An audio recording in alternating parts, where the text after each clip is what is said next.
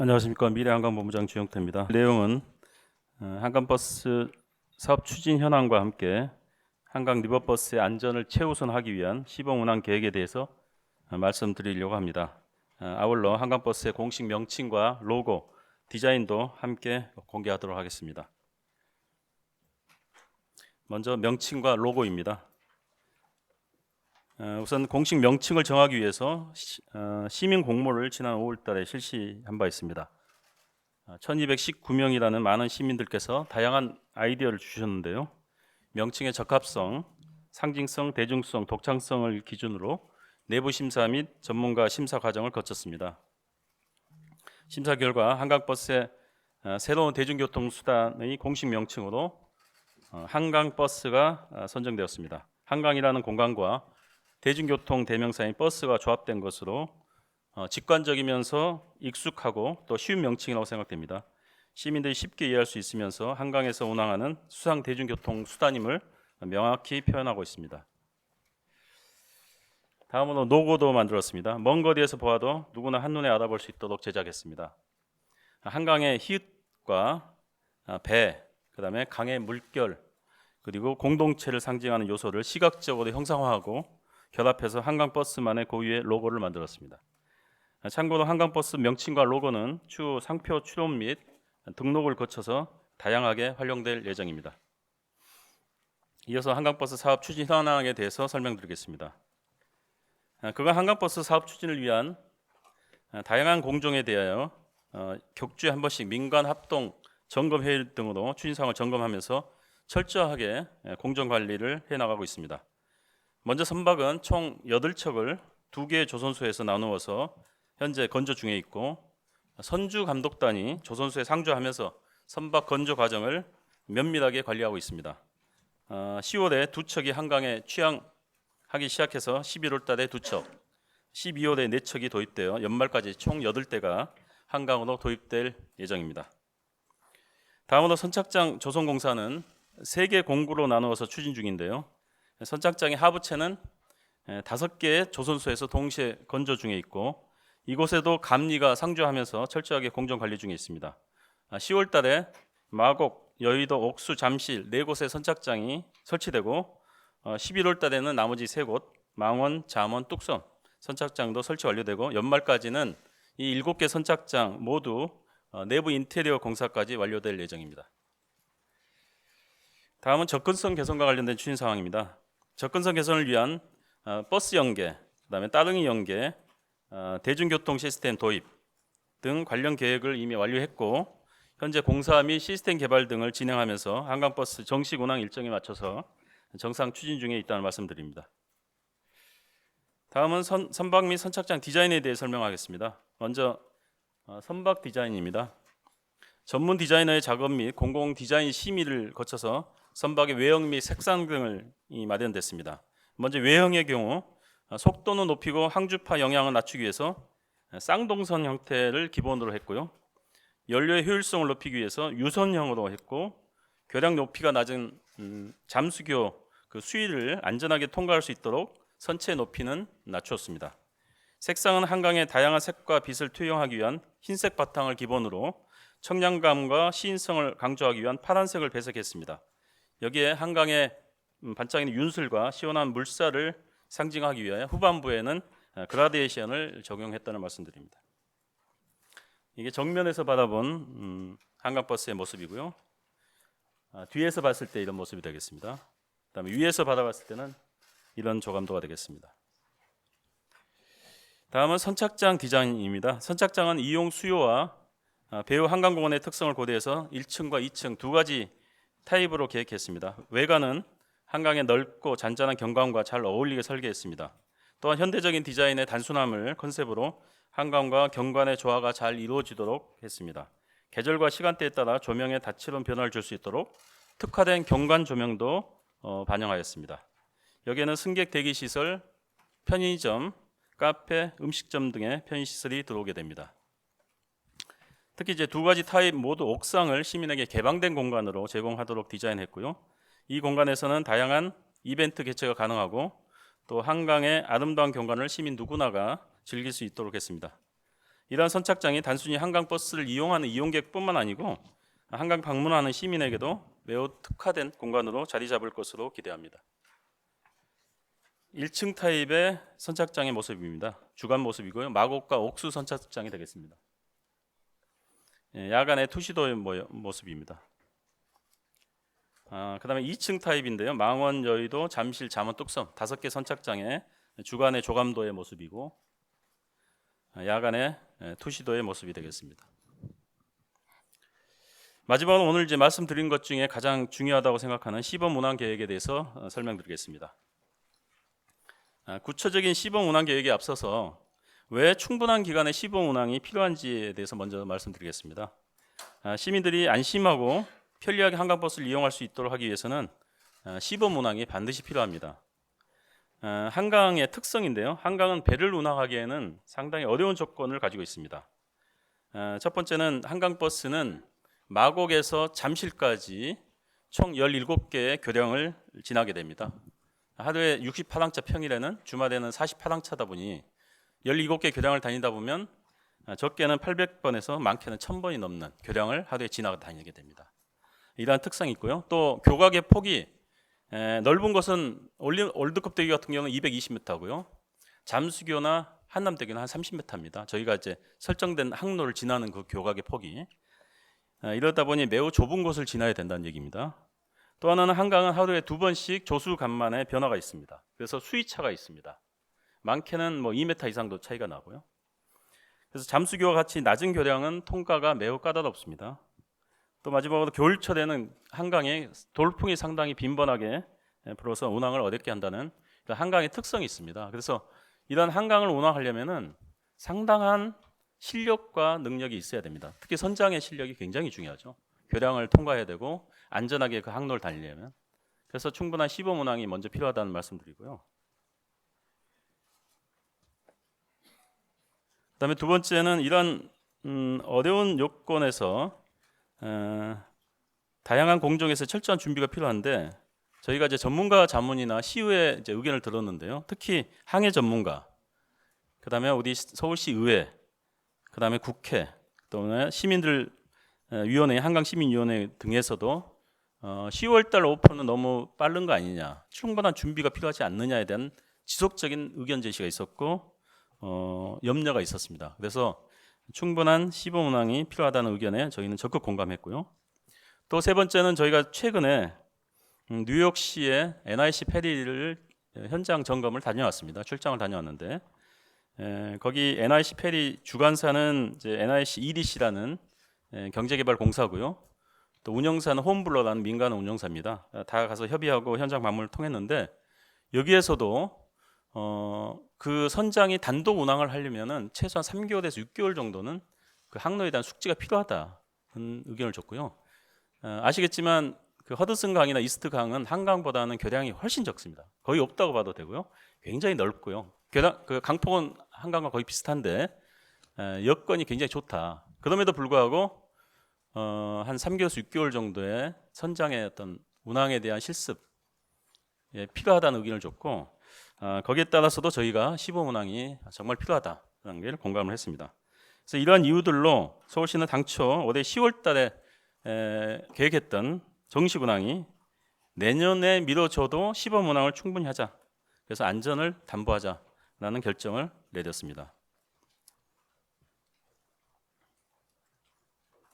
그렇다면 시범 운항을 어떻게 할 거냐? 내년 3월까지는 그래서 총 5단계에 걸쳐서 운항의 안정성과 운영 효율성, 서비스의 품질을 높이는 것을 목표로 추진합니다. 기간은 금년 10월부터 내년 2월까지 약 5개월간입니다. 단계별로 보면 선박 및 시설 설비에 대한 검증, 2단계는 인력에 대한 훈련, 3단계는 항로에 대한 검증, 4단계는 예기치 않는 비상 대응에 대한 훈련, 그다음에 마지막으로 이제 승객을 태우고 하는 영업 시운항 순으로 단계별로 추진할 계획입니다. 단계별로 좀 설명을 드리겠습니다. 먼저 1단계입니다. 선박 및 시설 설비 검증입니다. 최초로 도입되는 친환경 하이브리드 선박입니다. 그래서 이러한 선박을 비롯해서 선착장 시설, 그다음에 관제 시스템이 정상적으로 작동하는지, 안정성이 확보되는지에 대한 집중적인 점검이 필요합니다. 그게 첫 번째고요. 두 번째는 인력 훈련입니다. 선박 운항의 안정성과 운영책의 안정성을 위해서는 해당 인력들의 능력이 가장 중요한 요소라고 할 수 있습니다. 특히 그 선장의 능력이 가장 중요합니다. 그래서 한강버스의 선장, 기관사 등의 운항 인력, 그다음에 운영 인력들의 숙련도를 높이기 위한 교육과 훈련을 집중적으로 실시합니다. 이에 따라서 저희는 해양경찰청, 그다음에 해양대 등의 교육훈련 전문기관과의 업무 협조를 통해서 체계적이고 실효성 있는 교육훈련이 되도록 할 계획입니다. 3단계는 항로에 대한 검증입니다. 한강버스 항로에 대해서 지금 용역을 통해서 항로는 어느 정도 다 나와 있는데 실제 선박으로 운항을 하면서 그 적정 속도는 어떻게 돼야 될지, 그 다음에 교량에 통과할 때는 어떻게 가야 될지, 거기에 따른 속도는 어떻게 할지, 그 다음에 선착장의 접안 이안에 대한 속도, 그 다음에 방식, 그 다음에 항주파에 대한 영향 등을 고려한 항로 적정성을 검증해서 최종적으로 한강버스의 전용 항로를 확정할 계획입니다. 전용 항로가 결정이 되면 이에 따라서 운항 규칙이나 안전시설 등을 보완하고 또 한강에 있는 유선장, 수상 레저 사업장, 그 다음에 시민 등을 대상으로 운항 규칙을 홍보하고 교육도 함께 할 계획입니다. 네 번째 단계는 비상훈련 단계입니다. 한강버스 운항 시 예상 가능한 8개 비상 상황별 매뉴얼을 저희가 금년 9월까지는 마련할 계획입니다. 이러한 마련된 대응 매뉴얼에 따라서 자체 훈련도 하고 또 한강에 있는 119 순환구조대, 한강경찰대 등과 함께 합동훈련을 실시해서 각 매뉴얼별로 대응 방안, 그다음 피해 최소화를 위한 대비를 준비할 계획입니다. 마지막 끝으로 영업 시운항입니다. 앞서 모든 단계가 다 완료가 된 다음에 저희가 생각하기에는 내년 2월 정도로 보는데요. 한 달 동안 집중적으로 실제 운항 환경에 맞춰서 종사자에 대한 숙련도, 운항 체계, 또 관제 대중교통 시스템과의 연계 체계 등에 대한 최종 점검을 실시합니다. 이 과정에 이제 시민들에 대한 무료 승선 이벤트를 통해서 시민들의 의견도 수렴해서 보완 사항이 있을 경우는 반영할 계획입니다. 앞서 설명드린 이런 5단계 시범 운항 전 과정에서 저는 이제 민간 합동 TF를 구성해서 9월 달부터 구성할 계획입니다. 그래서 단계별로 추진 사항에 대한 점검, 미비점을 보완하고 또 현안 사항에 대한 대응 방안 논의 등을 통해서 실효성 있고 면밀한 시범 운항을 추진하도록 하겠습니다. 시민들의 새로운 발휘될 한강버스는 안전이 최우선입니다. 내년 3월부터 정식 운항을 시작하는 한강버스를 이용하는 시민들의 안전과 편의를 위해 만전을 기하겠습니다. 감사합니다. 선착장하고 선박이 제일 중요하잖아요. 근데 선박은 아까 얘기했던 대로 여러 가지 선박에는 공정이 있습니다. 설비들이 있죠. 예를 들면 모터가 있고 발전기가 있고 컨버터가 있고 배터리가 있습니다. 중요한 게 4개 정도 있는데 이 4개 공정에 상당한 많은 부품들이 들어가잖아요. 그래서 거기에 대한 형식 승인이 다 필요합니다. 형식 승인을 받아야 되고 형식 승인을 받으면 인증서를 받아야 되고 또 검증이 들어가고 이런 절차들이 한 개라도 안 되면 딜레이 될 수밖에 없죠. 그래서 공정 만회를 위해서 저희가 계속 노력하고 있는데 4월 달에 알 수 있었는데 왜 안 했냐는 거는 사실과 아니고요. 자, 이제 선박은 그렇고 선착장은 저희가 이제 선착장을 설계하면 디자인 심의를 거칩니다. 디자인 심의할 때 예측하지 못한 여러 요건들이 발생을 했습니다. 그러다 보니 그 설계 심의에 나온 것들을 보완하다 보면 설계 변경이 이루어지고 설계 변경이 이루어지니까 발주가 좀 늦어지고 또 발주가 늦어지다 보니 약간 딜레이가 되는. 그래서 그 늦게 발주했지만 공정 만회를 위해서 아까 얘기했던 대로 공정을 3개로 나눴습니다. 3개. 그러니까 이제 선착장을 7개인데 3파트로 나눠서 공정 관리를 했고요. 선박 조선소도 한 군데 맡기지 않고 5군데 맡겼습니다. 나눠서 공정 만회를 위해서. 그래서 저희는 10월 달에 공정을 최대한 맞추기 위해서 맞추려고 노력했고요. 그다음에 선박이나 선착장은 10월 달에 얼추 됐을 수도 있었을 겁니다. 제가 보면. 왜냐하면 공정 만회를 위해서 사실은 돌관 작업이라서 야간 공사도 하고 주말 휴일 실수 없이 할 수 있는데 그렇게 해서 공정을 만회하면 아까 얘기했던 데 충분한 시범 운항이라는 게 처음에 당초 저희는 생각했을 때 한 2주 정도 잡았습니다. 처음에 발표할 때는 한강에서 한 2주 정도면 충분히 될 거라고 생각했는데 현장 그러니까 뉴욕 출장도 가보고 또 항해 전문가들 얘기도 들어보고 했을 때 2주가 지금 부족하다. 그리고 한강이라는 특성이 만만치가 않다. 그래서 2주보다는 충분한 시간, 그러면 충분한 시간이 언제 정도냐? 그래서 최소한 3개월 이상은 소요된다는 게 전문가들의 의견입니다. 그래서 그거는 심도 있게 내부 결정을 해서 시장님께 보고를 드렸고 시장님께서도 안전이 최우선이다. 다소 늦더라도 안전하게 하는 게 최우선이라는 게 시장님의 결정입니다. 그래서 이 결정은 지난달에 보고를 드려서 이미 어느 정도 내부적으로는 정리가 됐고요.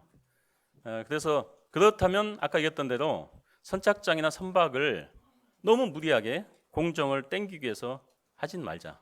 절차를 거치되 좀 안전하게 가고 좀 더 그 일정이라든지 이런 거를 좀 타이트하게 하면 아무래도 부실 시공이라는 게 생길 수 있습니다. 그래서 최대한 시공하는 쪽하고 얘기를 해서 안전이 제일 중요하다는 게 저희 이제 서울시 정책 방침이기 때문에 다소 늦더라도 하자. 그래서 이렇게 결정을 했고 오늘 이제 발표하게 된 겁니다. 선박을 운항했던 선장들 이런 분들하고 좀 리크루트 할 계획이고요. 그런 분들을 극진히 좀 모셔올 생각입니다. 그래서 저희가 초기에는 한 20명 정도의 선장이 필요하거든요. 2.5교대 이렇게 봤을 때 8대. 그래서 20명에 대한 인력을 좀 채용하기 위해서 해경 쪽하고 또 해양대학교 이런 쪽하고도 지금 긴밀히 협의를 진행하고 있습니다. 네, 다음 질문 받도록 하겠습니다. 네, MTN 조은하 기자님. 네, 저 8월, 9월 채용을 한다고 해도 사실 선착장이나 배가 마련되어 있지 않은 상황에서 충분한 교육이 이루어지긴 좀 어려울 것 같아요. 근데 지금 인력 훈련 기간이 실제적으로 뭐 한 3개월 정도로 보이는데 그 아까 예를 들어 주셨던 NIC 페리보다 한강이 더 좀 어려운 노선이라고 하셨잖아요. 그런 걸 감안하면 한강은 처음 시도하는 건데 훈련 기간이 너무 짧은 게 아닌가 3개월 정도면은 그런 생각이 들고요. 또 기존에 택시 승강장이 있었었는데 그 수상 택시 그 승강장은 철거하거나 아니면 리버버스 선착장으로 좀 개보수하는 걸로 알고 있는데요. 이건 어떻게 운영되는지 궁금합니다. 네, 충분한 교육은 이제 배가 있고 선착장이 방에 있으면 이제 충분한 교육인데 이제 그렇게 되려면 이제 연말까지 가야 됩니다. 그 전에는 어떻게 하느냐? 일단 2대 가지고 선착장은 바로 이제 외형상 배가 될 수 있는 거는 10월 달에 가능합니다. 그래서 배가 되고 떠나고 접이하는 충분히 할 수 있고요. 그 다음에 아까 얘기했던 대로 해경이나 해양대에는 시뮬레이터가 있습니다. 그러니까 이제 이 뭡니까 컴퓨터 내에서 한강의 교량의 특수 조건을 다 입력을 시켜가지고 마치 한강에서 운행하듯이 하는 시뮬레이터가 있기 때문에 거기다 이제 MO를 통해서 그걸 통해서 이제 오는 대로 연습을 할 거고요. 그러니까 배가 들어온 대로 한강을 할 건데 3개월뿐만 아니라 내년 2월 말까지 계속 할 겁니다. 선장들에 대한 훈련은. 그래서 뭐 어느 단계 끝나면 안 하는 게 아니고 지속적으로 10월 말부터 아마 내년 2월 말까지 풀 기간 동안에 선장들의 그 운항 실습은 계속된다 이렇게 보시면 될 것 같고요. 승강장 택시 승강장은 이제 좁습니다. 너무 작아가지고 여기는 한강 버스가 되기는 어렵고요. 그래서 또 노선이 중첩이 돼 있습니다. 9개가 있는데 그 중에 5개는 이제 없애고요. 4개만 남아서 리버버스, 한강 버스와 중첩이 안 되는 택시 승강장은 존치를 해서 개보수할 거고 중첩이 되는 5군데는 이번에 이제 폐지할 계획이고요. 정리를 할 계획입니다. 네, 다음 질문 받도록 하겠습니다. 네, 쿠키뉴스 이해솔 기자님. 쿠키뉴스 이해설입니다. 그 2가지 질문 드리고 싶은데요. 그 리버버스를 이제 8대 정식 운항을 시작하는 걸로 알고 있는데 그 다음 달부터 뽑는 채용 인원이 100명 정도라고 아까 자료에 봤는데 그 100명 기준은 어떻게 선정된 건지 좀 궁금하고요. 그 아까 그 지하철역이랑 연계가 부족한 곳을 이제 뭐 버스 노선이나 그런 거를 조정을 해서 접근성을 높인다고 말씀을 해주셨는데 그 지하철역과 뭐 접근성이 좋아지더라도 그 출퇴근 시간대나 그런 뭐 사람이 혼잡한 그런 시간대에 뭐 그 급행 버스라던가 지하철보다 그 시간 효율성이 조금 더 좋아질 수 있는지 그 좀 궁금합니다. 네, 일단 100명에 대한 기준은 저희가 이제 선박 운항 분야에는 이제 최소한 선장 기관장 승무원이 타야 됩니다. 배 한 대당. 그러면 이제 그 각각의 2.5교대 하면 60명이 필요하고요. 그다음에 이제 관제가 할 수 있는 관제 요원들이 필요합니다. 그게 이제 5명이고요. 그리고 이제 안전 요원들, 안전관리 책임자, 안전관리 요원, 또 선박을 정비하는 정비사들 등등. 그다음에 선착장에서도 이제 운영 관리하는 요원들. 그게 한 18명 필요하고요. 또 일반 예를 들어서 마케팅 재무하는 포함해서 정확하게 따지면 96명인데요. 초기에 필요한 인원이 96명에 대한 이제 곧 공고가 나가서 하여튼 저 공개 채용해서 훈련을 통해 가지고 할 계획이고, 한강이라는 데가 이제 처음으로 하는 거다 보니 일단 경험이 없는 상황이잖아요. 그래서 이제 운영 매뉴얼 만들고, 그래서 이제 교육과 훈련 충분한 시간이 필요하다는 말씀드립니다.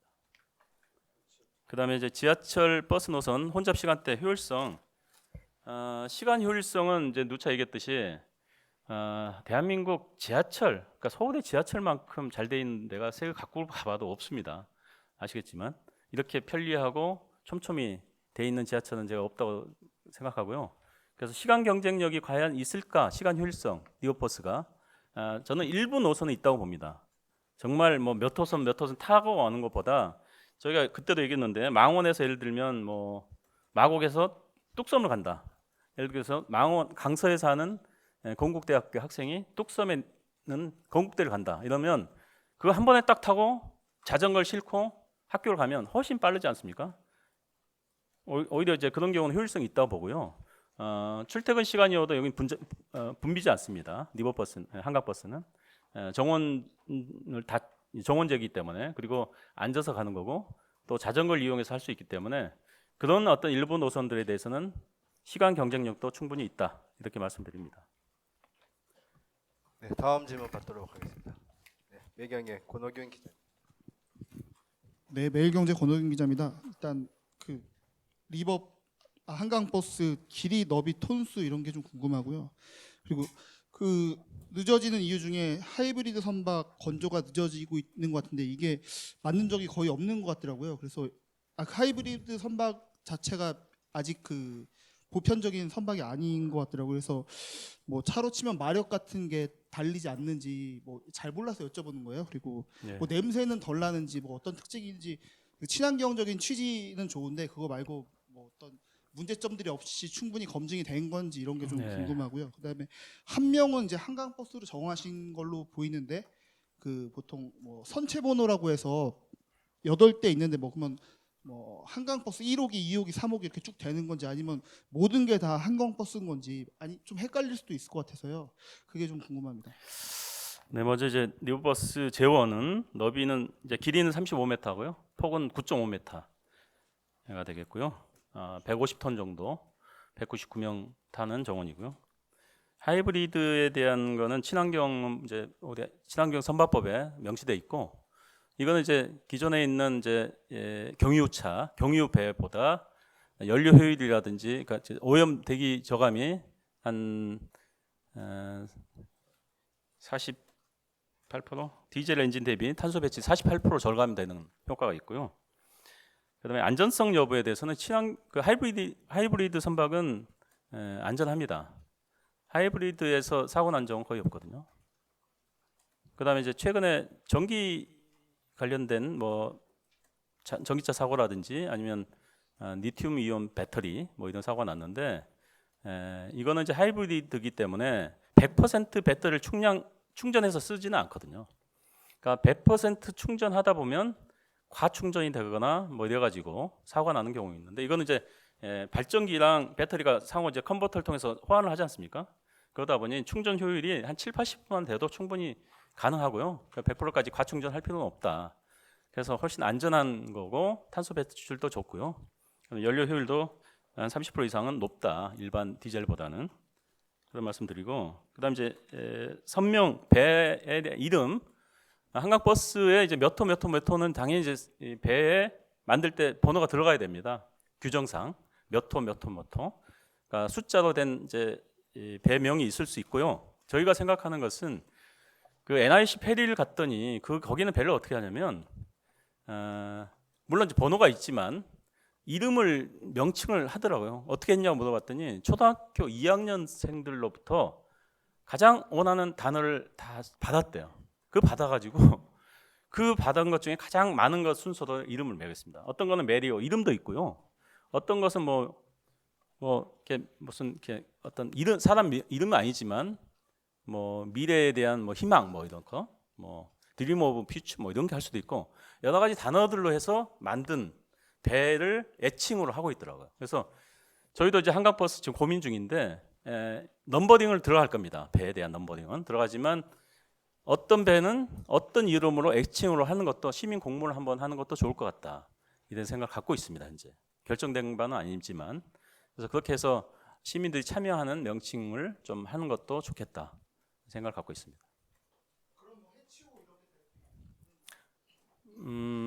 해치 디자인을 좀 가미한 것도 고민하고 있습니다. 왜냐하면 이제 한강버스는 광고를 할 수가 있어요. 법에 의하면 선체의 측면 부분에 2분의 1을 넘지 않은 범위 내에서 할 수 있도록 되어 있고요. 그 다음에 전체를 다 할 수는 없지만 측면에 2분의 1 이하로만 하면 할 수 있습니다. 그래서 해치로 이렇게 랩핑하는 것도 충분히 가능하고요.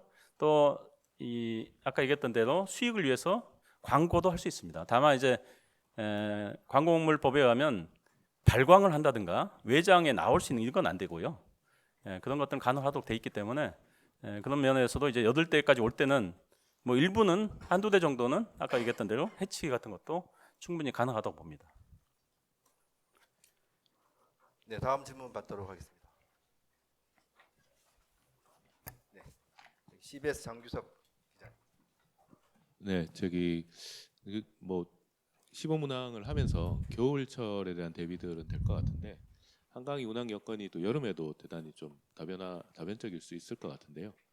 여름에는 또 그때 운항을 직접 이제 정식 운항을 하고 있을 때일 것 같은데 그때는 안전이나 어떤 그런 돌발 상황의 대비는 어떻게 하실 계획인지도 있으시면 말씀해 주시면 감사하겠습니다. 네, 그러니까 한강의 특수성인데요. 여름철에는 장마, 홍수가 있어서 저기 기준은 팔당댐 방류량이 3,000톤 넘으면은 동력선은 운항을 안 하도록 돼 있습니다. 한강에. 그래서 3,000톤 이상이 되는 때는 그때는 시민들에게 사전에 충분히 공지를 해서 운항을 중지할 겁니다. 그래서 안전이 최우선이고요. 두 번째는 잠수교 수위가 또 상당히 중요합니다. 잠수교 폭이 11.76m입니다. 11.76이고요. 한강 배는 5.8m입니다. 그리고 여유고라는 걸 두도록 돼 있거든요. 그게 1.2m거든요.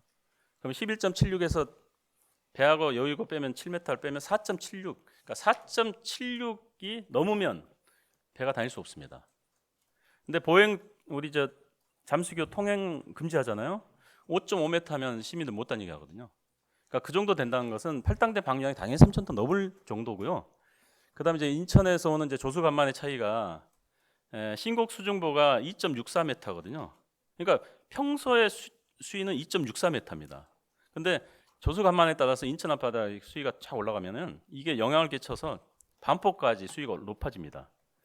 그런데 그 순수한 조수간만의 차이로 인해서는 4.76까지 안 가거든요. 그래서 이제 그것까지 고려해서 아까 했던 대로 배를 낮은 높이로 했다는 말씀드리고, 그리고 그 안전을 위해서는 이제 잠수기에다가 수위 측정기를 달 겁니다. 그래서 관제 시스템에서 지금 수위가 어느 정도인데 보고 출항하기 전에 이미 그걸 판단해서 수시로 봐서 높이가 영향을 끼친다고 생각하면 출항을 못하지만 이미 이제 배 자체 높이를 거기에 맞게끔 해놨고요. 혹시 모르는 방류량 플러스 조수간만까지 같이 되면 높아질 수 있거든요. 그러니까 그런 경우에는 1년에 저희가 볼 때는 한 10일 내지 한 15일 많아야 그 정도 영향이 있을 거라고 보고 있고 그 정도 영향에서는 운항을 금지시켜야 될 것 같습니다. 그래서 그런 제한이 여름철에 있습니다. 네, 다음 질문 받도록 하겠습니다. 네, 더 이상 질문이 없으시면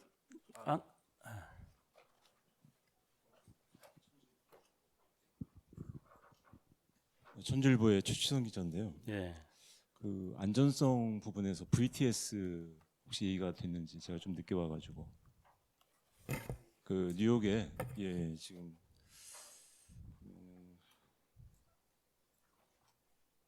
이게 제가 전화로는 이제 여쭤봤었거든요. 근데 VTS 시스템이 적용이 안 된 상태에서 운항이 된다고 하셔가지고 좀 불안하지 않을까 싶어서. VTS는 이제 선박 교통 관제에 관한 법률 13조에 따르면 300톤 미만인 경우에는 해당 사항이 법적 관제 대상이 아니거든요.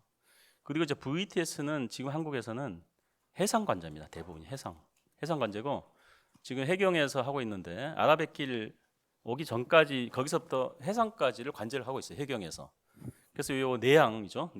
내항에는 해당 사항이 아닙니다. 의무 사항도 아니고 다만 이제 선박 안전을 그럼 어떻게 담보할 거냐 이런 문제는 아까 얘기했던 대로 저희가 한강버스 전용 관제 시스템을 구축합니다. 그래서 이제 모든 선박들이 다 이게 시스템 IT로 다 돼 있잖아요. 그래서 지금 배가 어디 다니고 있고 배 상태, 배터리라든지 엔진이라든지 이런 상태가 다 이 시스템에 잡힙니다. 계속 관제를 하고 있고요. 선박 간에 문제가 있을 경우는 관제소에서 다 연락을 해서 관제를 할 겁니다. 그다음에 이제 다른 선박과의 교신이나 이런 것들은 통신 장비를 서로 이제 맞추면 다른 선박과에 할 수 있는데 그것까지도 이제 앞으로 계속 해 나갈 거고요. 또 하나는 내년에는 이걸 하려고 하는데요. 교량의 CCTV를 다 부착해서 교량을 통항하거나 교량 주변에 다니는 배들까지 저희가 관제 시스템을 구축해서 거기서 보고 관제를 할 수 있도록 이렇게 해 나갈 계획입니다.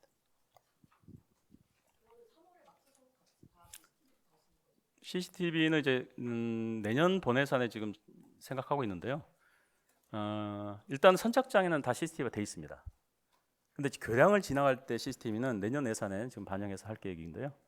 최대한 빨리 하도록 하겠습니다. 마지막 질문 받도록 하겠습니다.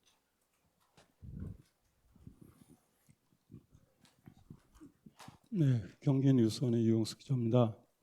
오늘 말씀을 많이 잘 들었는데요. 이 계획을 위해서는 다양한 예산이 소요가 됐지 않습니까? 저희가 알기로도 이 한강버스 운행을 위해서 많은 예산이 투입이 된다고 알고 있는데 조금 전에 말씀하신 것처럼 97명의 필요한 인원들이라든지 다양한 시설들, 선착장이라든지 거기에 연계되는 비용들이 많이 발생할 텐데 이 시설이라든지 인력들을 유지 관리하려면 1년 동안에 어느 정도 예산이 들고 있고 그 유지할 수 있는 예산을 어떤 식으로 충당하실 건지 계획이 있으시면 말씀해 주시기 바랍니다. 네, 하여튼 이거는 이제 저희가 한강버스 주식회사가 법인이 생겨서 운영은 이제 한강버스 주식회사에서 합니다. 오늘 이 자리에 이제 한강버스 새로 취임한 우리 대표님도 한번 인사하고 계시죠. 네, 한강버스 운영할 대표이사님인데요.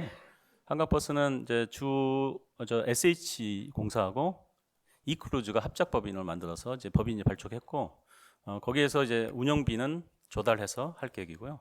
다만 서울시가 하는 것은 선착장 조성 비용입니다. 선착장은 기반 시설이기 때문에 시 예산으로 했고요. 그게 한 208억 정도 들었습니다. 그리고 이제 선박을 구입하고 아까 했던 인건비 운영비는 민간 합작 법인인 새로 만든 별도 법인에서 운영할 계획이고요.